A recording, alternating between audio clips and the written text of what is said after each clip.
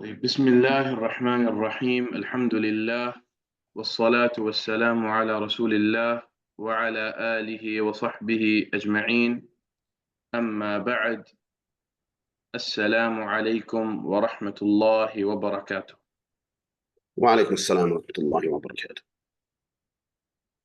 Respected viewers, and I welcome you all to this unique webinar, inshallah ta'ala. And we organized this webinar for you to have an opportunity to get answers to some of your questions. A lot of you have already registered for the course, alhamdulillah. And a lot of you have asked me so many questions that I was overwhelmed, and I thought, you know what, let's just have a webinar with the Ustad, with Ustad Mustafa. And inshallah ta'ala, Ustad will be able to clarify everything that you need to know regarding the course.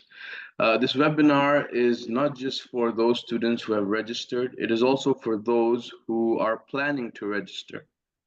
And they don't know whether this course is the right fit for them. They have questions about it.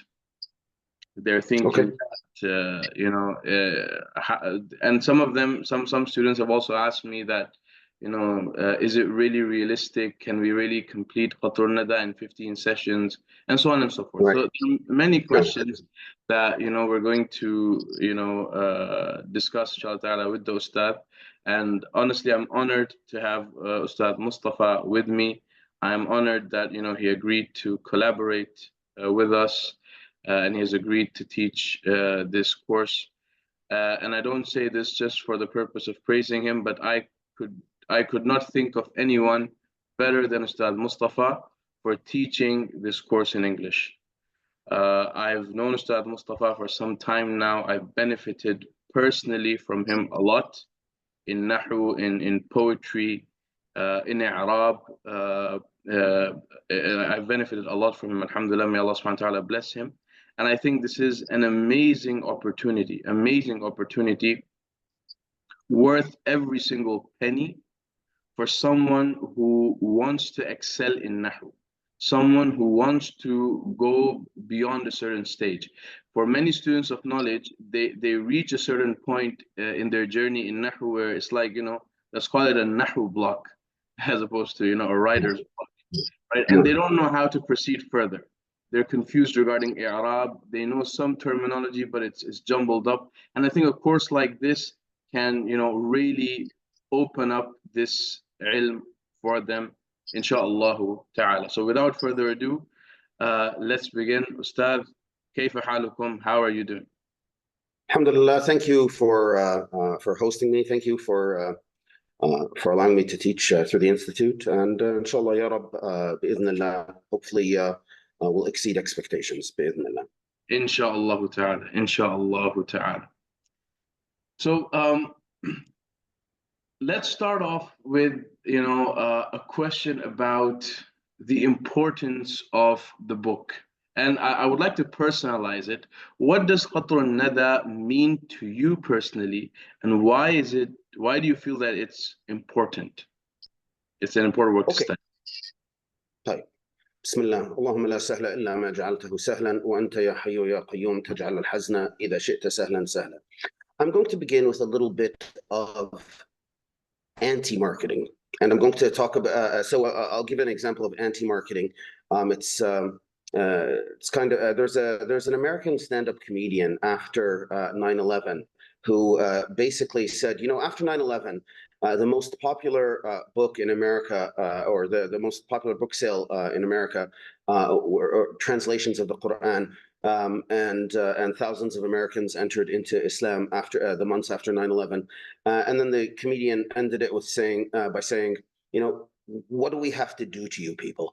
And so there's so anti-marketing sometimes is more effective than actual positive marketing. So let's start with why Qatr al-Nadā doesn't matter, and then we'll talk about why it matters. So basically, two courses by the same professor are more alike than the same course by two different professors. And so the idea isn't really Qatr al-Nadā itself. That it is a vehicle. Qatr al-Nadā is a vehicle that we're going to be using to learn Nahu, mostly practically, but also theoretically, understanding things like operator theory and understanding the semantics of it, of Nahu and i'rab.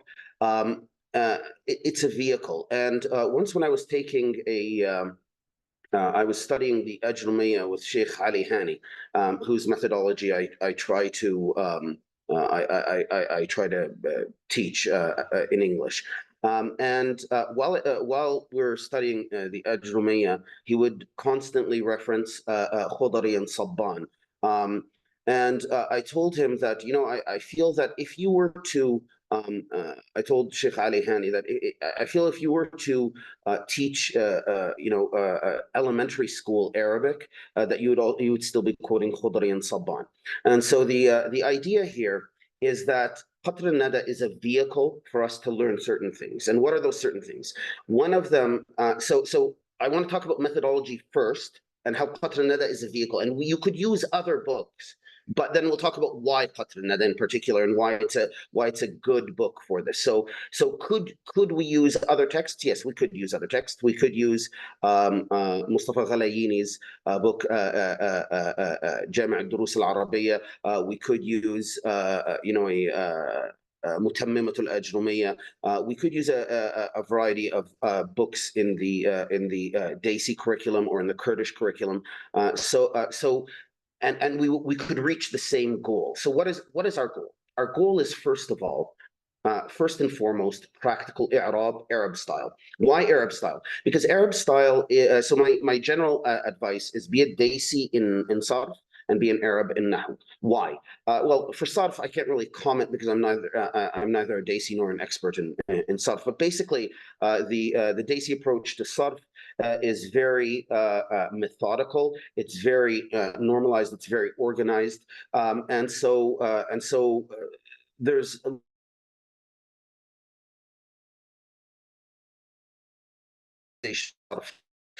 why an Arab in Nahu.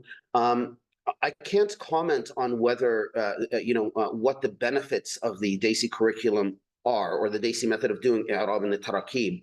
However, what I do know is that the major works of tafsir that get into i'rab and that get into issues related to language, Zamakhshari and obviously later texts, they use the Arab style of i'rab, and so it's necessary to be very comfortable with that in order to really internalize these books, to read works by, for example, Simin al-Halabi, al-Alusi and others, Ibn Ashur, as well as texts like al-Lubab.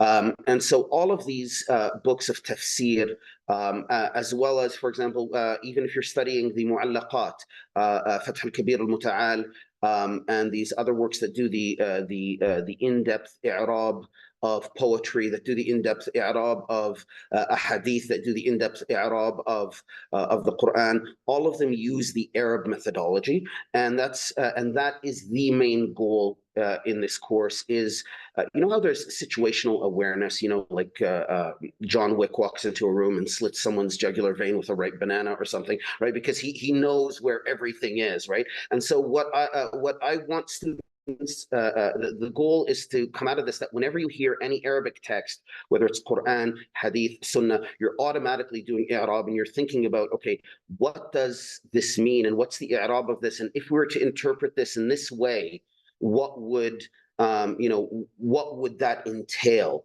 Why is i'rab done in this way, and what does that actually mean in terms, or how does that reflect the meaning? And in order to talk about how it reflects the meaning, we'll talk about things that we'll have the students make attempts at actually translating the various different ways of doing i'rab. So the first and primary goal of this course is to really internalize i'rab and have a semantic awareness, situational awareness, syntactic awareness, whenever you read any Arabic sentence of what is going on, and really the ability to understand how Arabic works and to gap form and meaning, right? Which is basically between nahu and balagha, to understand what these nahwi expressions mean. And so that's the main goal. In addition to that, we're going to talk about the operator theory because it's a good theory in order to really. So one of the goals of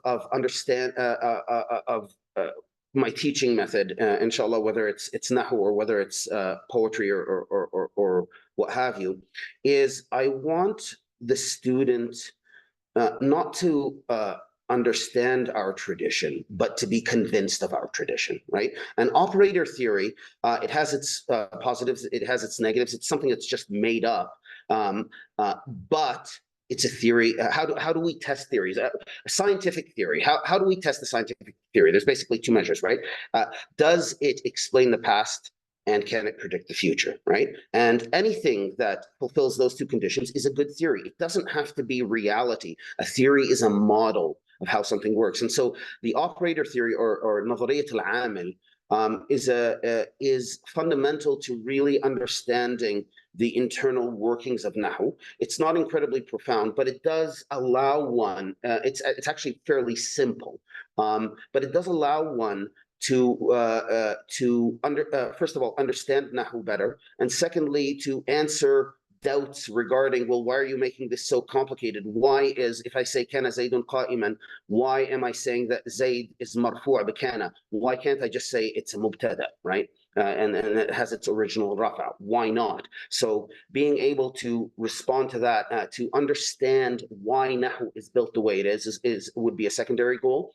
And then regarding one of the things that I find that Dar al-Ulum graduates lack in is they know how to do they understand Nahu and I'rab inside of a sentence, right? What I would call intra-sentence i'rab, right? They understand how they if I were to say for example جاء زيد يحمل الكتب, right? So they know how to do the i'rab of جاء زيد. They know how to do the i'rab of يحمل الكتب. But the typical Dar al-Ulum or or Arab graduate from who would have maybe mastered high school i'rab, Arab high school graduate, if they really mastered the i'rab, they would know how to do the i'rab of each individual sentence, but they wouldn't understand the يحمل الكتب, for example, is a hal of Zayd. And so the idea is not just intra-sentence i'rab, but inter-sentence i'rab. And this connects us. We're going to kind of sort of I mean, I'm not over-promising, but realistically, we're going to cover the most important points of Qawā'id al-I'rāb by Ibn Hisham, which is another book of his. In particular, the issue of the ta'alluq of the jar majroor, which is a very important point, and it actually has a lot of applications. Some of the differences in Shafi'i and Hanafi fiqh are actually just based on this on estimations of ta'alluq, really. So it is an important issue, and so we're going to talk about the ta'alluq of the ta'alluq of the jar majroor, the ta'alluq of the dharf. And so that would be our manhaj. So now, whether we use Qatr al-Nadā or whether we were to use any other book, that would be my manhaj for or my methodology for students at this level. Now, why Qatr al-Nadā? So Ibn Hisham, as there's a as you know, Ibn Khaldun was kind of like the Muslim proto-anthropologist or sociologist, one could say.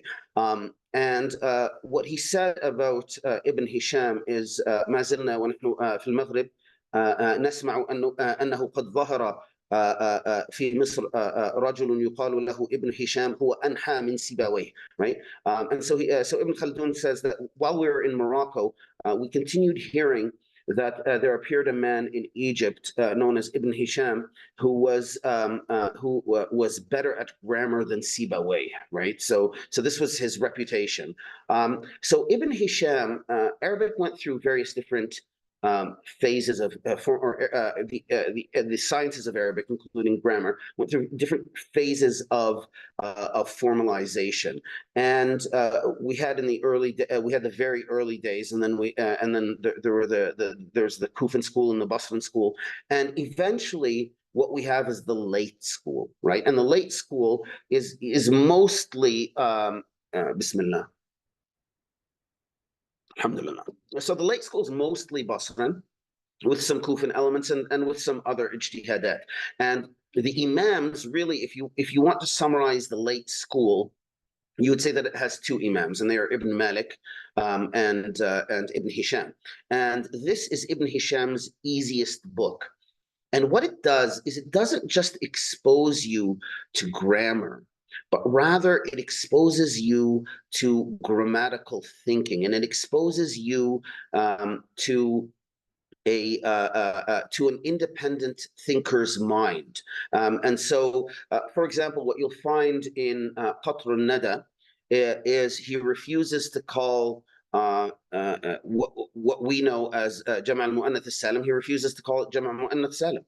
And so, you can't have someone who's a genius and you can't adhere to orthodoxy when your job is to define it, right? And that's the key point of Ibn Hisham. Ibn Hisham was defining orthodoxy. And so across his books, you'll find different opinions. And you'll find this among all genius scholars and all trailblazers and imams. They'll say contradictory things in some of the details in various different books, because they themselves developed as scholars. Now, those opinions that they had in earlier books are still valid, and so he refers to Jama' Mu'annath Salim as, for example, al-Jama' bil-alif wa ta' al-mazidatayn, right, instead of Jama' Mu'annath Salim, and he argues why he doesn't like calling it a sound feminine plural, because there are cases where it's not sound, like fadalat, and there are cases where it's not feminine, like istabl or hammam and hammamat, right? So so you see that you see the reasoning. So Qatr al-Nadā is a book that exposes you to an imam's reasoning. That's an important point. And furthermore, it introduces you to the complexity. You are no longer going to. It's the first book in the Arab curriculum that exposes you to differences of opinion. Okay, so it's the first book that exposes you to differences of opinion in the Arab curriculum. It's the beyond, Basra and Kufan, where it's also the first book that exposes you to the idea of Nahu being and again, this is maybe a little bit of anti-marketing, but every discipline is a faulty human endeavor. And so, for example, what you'll find is he'll talk about in Qatr al-Nadā that this particular i'rab is the preferred, is dominant, is more eloquent, and then he'll say, and the Qur'an doesn't adhere to that in this particular ayah. And so what you have is this idea that really an idea of higher criticism, or an idea of academic limitations, that when the Nuhah define certain things, they define them according to their criteria, and the Qur'an is in itself a hujjah, is in itself an argument, and stands in the face of this. And so what I would claim is that, if anything, this demonstrates how the Qur'an, it will always remain beyond beyond our understanding. And so and this is actually related to the i'jaz of the Qur'an, right? Because anything that can be exactly defined, anything that can be specified exactly can be replicated. And as such, Nahu will always have a certain level of faultiness in it. And every human endeavor is in the end just a human endeavor. And so you have this exposure to the difference between, and this is a critical difference in language in particular, between qiyas and sama'. We have these rules that we have reverse engineered from this thing called the Arabic language. So the scholars of Arabic looked at the Arabic language, looked at the Qur'an, looked at the Hadith, and they reverse engineered and derived a certain set of rules. And that's what is qiyas. But then there's sama', there's the way the Arabs spoke, and there's the way, more importantly, that Allah subhanahu wa ta'ala revealed the Qur'an. And so sama', so there's this, you're exposed to the sama' qiyas dichotomy as well. So really, Ibn Hisham gives you an exposure, it basically tells you that you are no longer, or by being exposed to his thought, you're no longer expected to be spoon-fed and just memorize everything, but rather he takes you through the journey of reasoning. So that's my long-winded answer to your question. Oh, Allahumma barik. I don't think that would leave anyone unconvinced regarding the importance of Qatr al-Nadā, and of course the makana, the status of Ibn Hisham al-Ansari, rahimahullah, as a grammarian. Another question, Ustad, which has been on the minds of some of our students is 15 sessions. Really, I thought Qatr al-Nadā would, take me, a few ages to complete. So, right. So, I mean, this question could be asked in either of two ways. 15 sessions. The book is 40 pages long. Qatr al-Nadā is 40 pages long. That's it, right? I'm not talking about Sharh Qatr al-Nadā. Qatr al-Nadā itself is 40 pages long. That's it. End of discussion. Why does it take? Why are you padding this out to 15 sessions in order to teach Qatr al-Nadā? Another approach would be like al-Fakihi might take me 2 years to read through. And so, how are you planning on doing? And to really understand Qatr al-Nadā, you need to understand the details in al-Fakihi. Fakihi is a sharh, is a commentary on Qatr al-Nadā, and that book, no one could claim to really do it justice. As a student, I'm not talking about someone who already knew all their nahw and read through it, but as a student, no one could claim to give Fakihi, especially Yasin on Fakihi, justice in under 2 years. So how are you teaching this in 15 sessions? So it can be asked from either direction, right? So Qatr al-Nadā itself is 40 pages long, and so the idea is the following, inshallah. Our goal is not to merely read Qatr al-Nadā, but to use it as a vehicle for reasoning, to use it as a vehicle for i'rab, to use it as a vehicle for understanding ta'alluq, to use it as a vehicle for understanding, for really becoming comfortable and developing this situational awareness, being like kind of like John Wicks of i'rab whenever we're exposed to an Arabic text. So that's why it's for those who wonder why 15 sessions for a 40-page text, that would be my response to them. For those who wonder, how can you really cover Qatr al-Nadā in 15 sessions? Because it's so deep. It is deep, and obviously this will. You don't just study Qatr al-Nadā once, right? So this will be a teaching of Qatr al-Nadā. The short text means that you can always review it quickly later.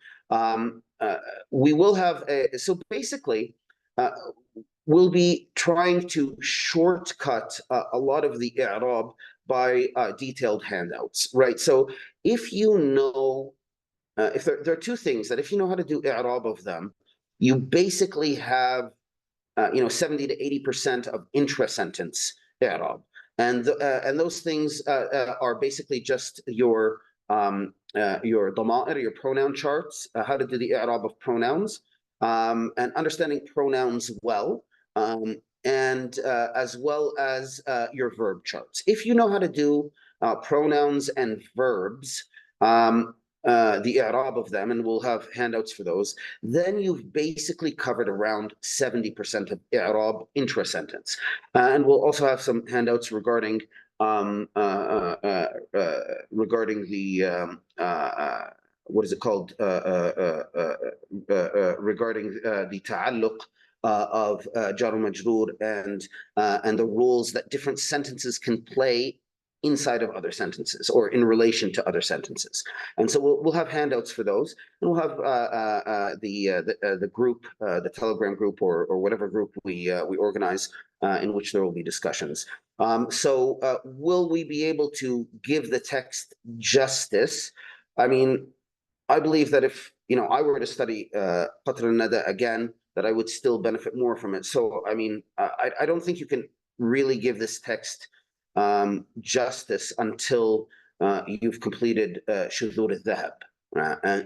And then you've really and once you've done shudhur al-dhahab a few times, then you've completed Qatr al-Nadā. So will students be able to say, "Oh, I know everything there is to know about Qatr al-Nadā"? No, but it's a good first class in Qatr al-Nadā, or even a second class. Excellent, alhamdulillah. I'm just going to ask a couple of more questions, and then we'll move on to the questions posed by some of the students. Some of them have asked questions in the chat box as well. So, Ustad, in your mind, what objectives should a student have when it comes to this course? Like, what goals should be in their mind? Of course, completing the study of Qatr al-Nadā is one. They'll cover the full text. But will they be able to do i'rab confidently? How much of it will they be able to do, and so on and so forth? Right. So they will be able to do i'rab of a lot of things, but more importantly, they'll also be able to read i'rab, right? And so they'll be able to read books like Fath al-Kabir al-Muta'al, the i'rab of the mu'allaqat. They'll be able to read works like, for example, Darwish's i'rab of the Qur'an and other late books of i'rab of the Qur'an. And so the real idea here is that they will know, they will be equipped with what they need to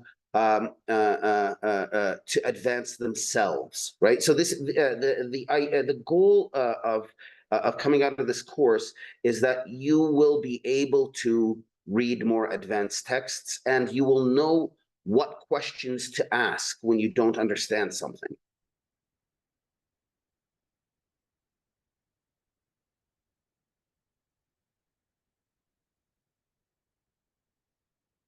And so I'll provide an example. Once I was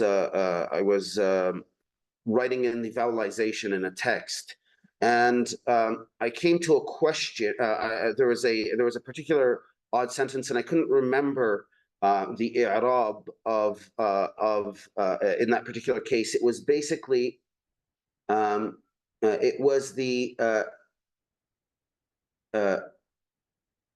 what is the i'rab of the nat what is the i'rab of the nat of ism la an-nafiya lil jins, right? And there it's interesting how there are people there that didn't even understand the question.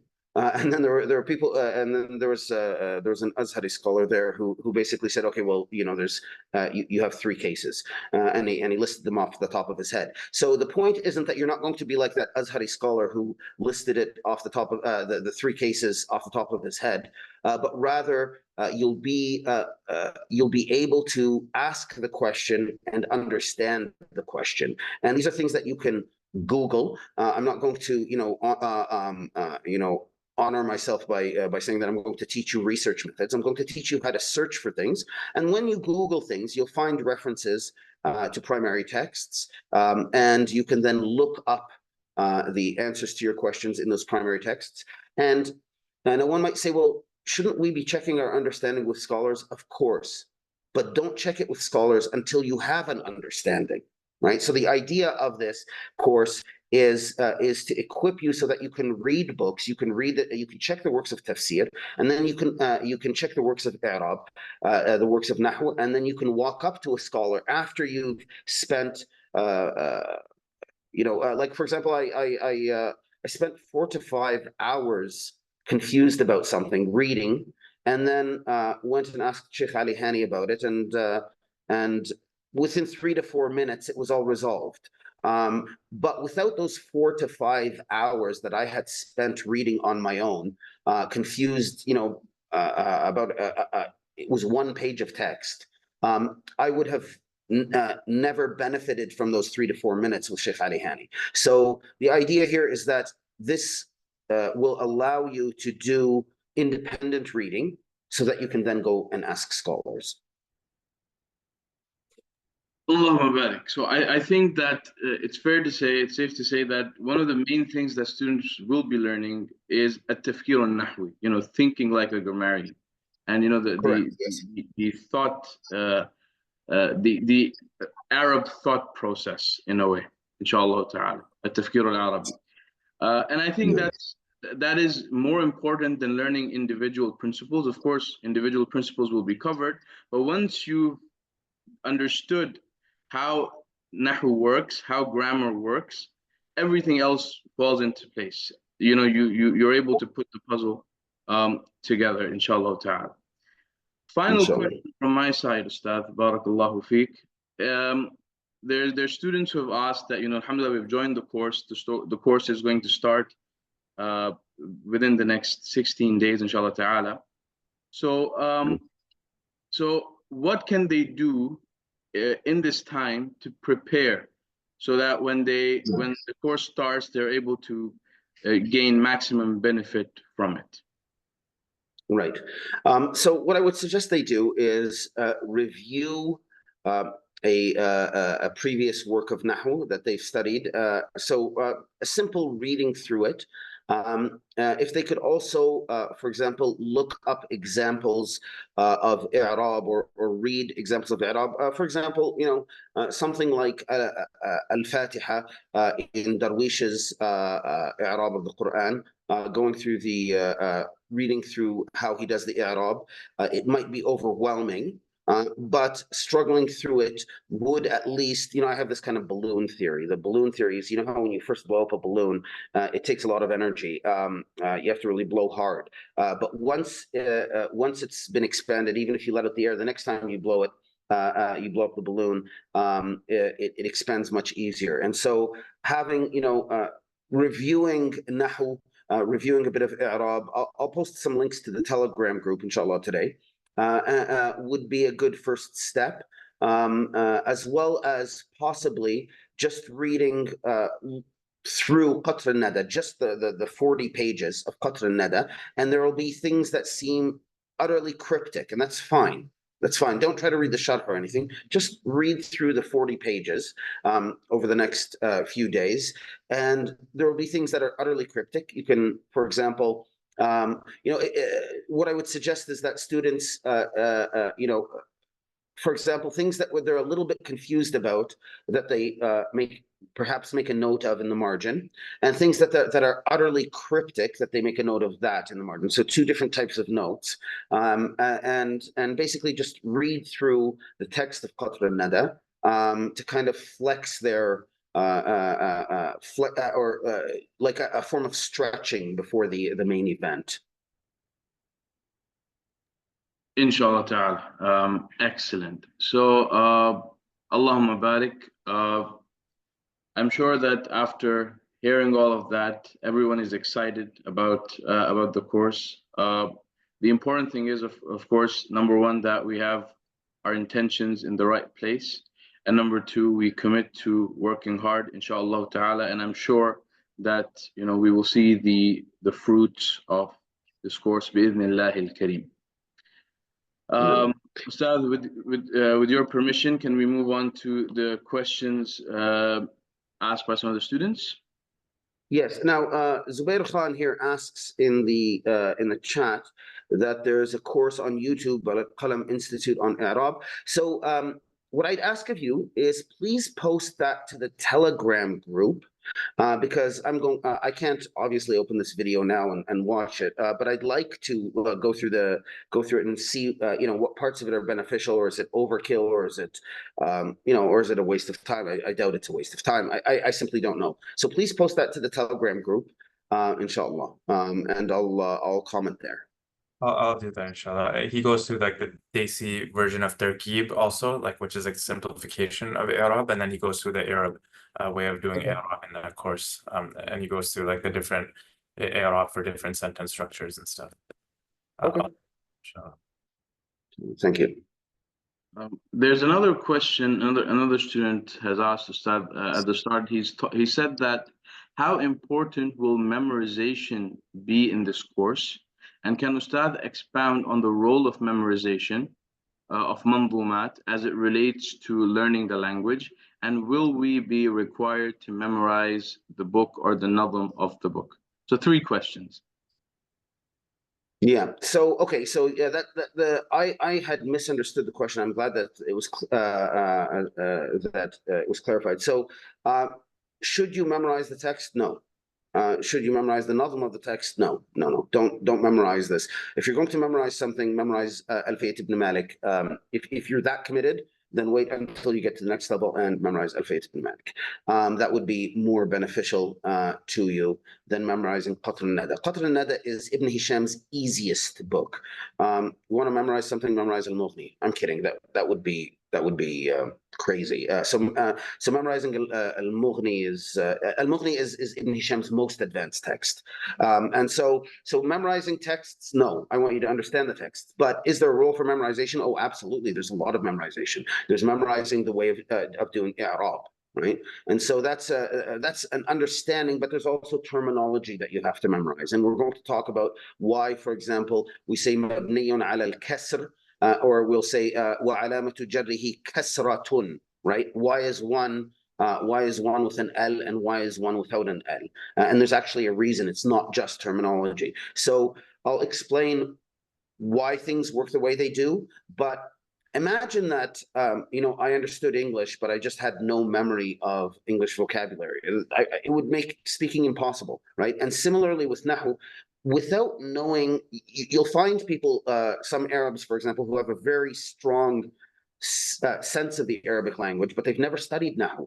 And they don't, if you ask them a question when you're confused, they can't answer it because they don't have a common language. And so memorization is absolutely necessary, but memorization of terminology, and that will reflect an understanding of that terminology. So it's not mindless memorization, but memorization has to be there. Without it, one will not be able to talk the talk of Nahu.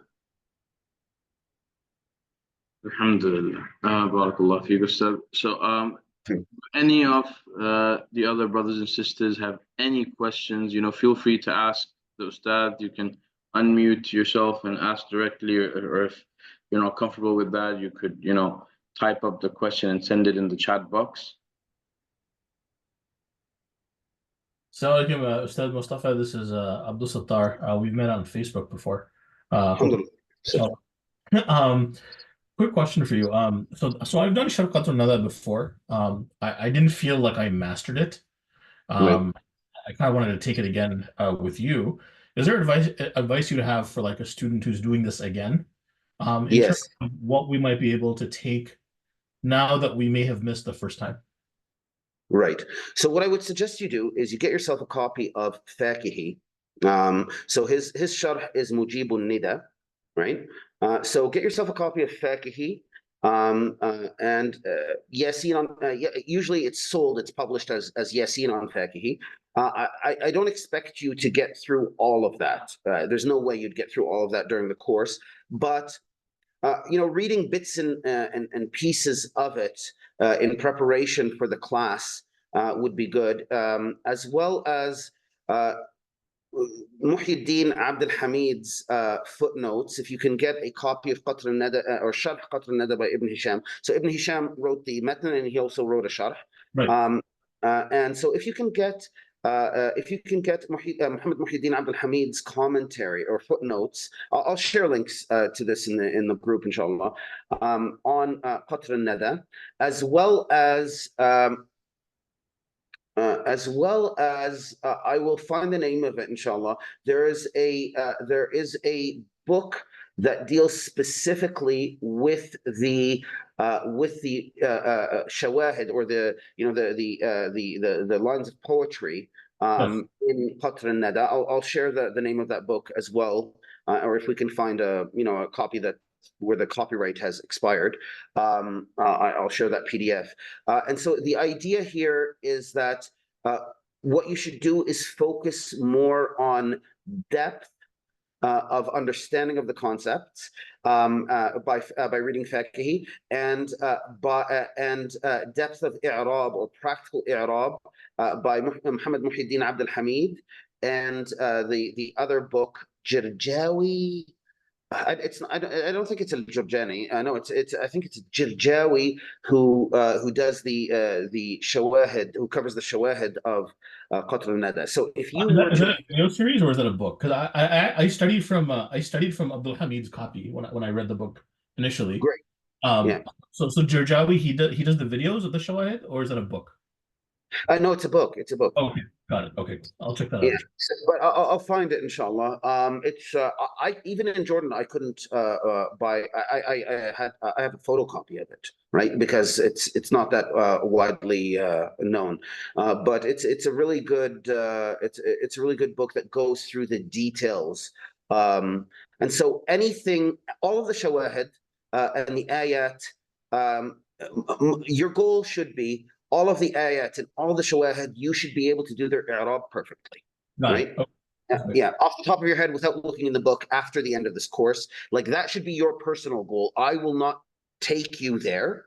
Sure. I will equip you to take yourself there, but you have to do that yourself.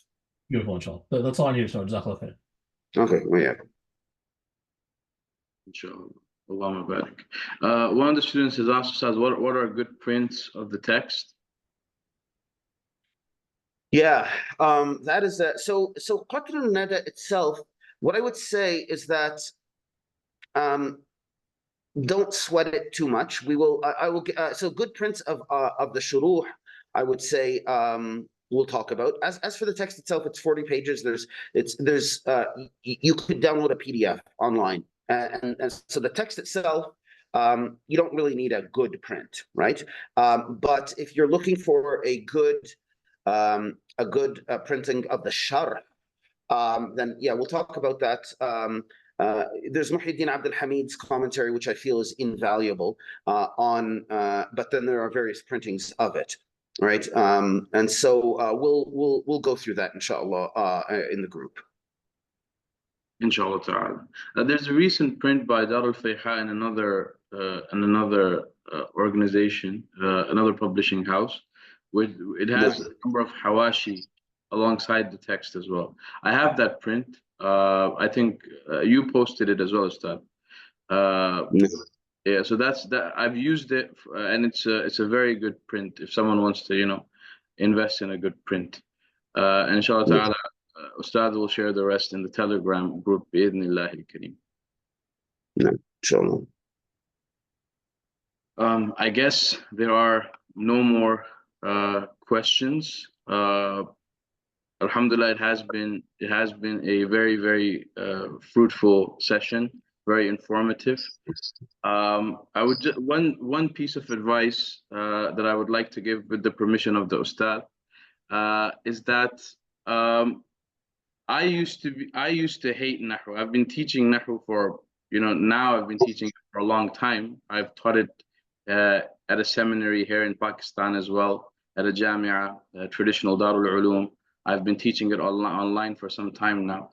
I used to hate Nahu, and it used to be one of the most difficult subjects for me, until a friend of mine, he told me to visit a town in Pakistan called Warburton. Yes, there's a town in Pakistan called Warburton, a reflection of our colonial past.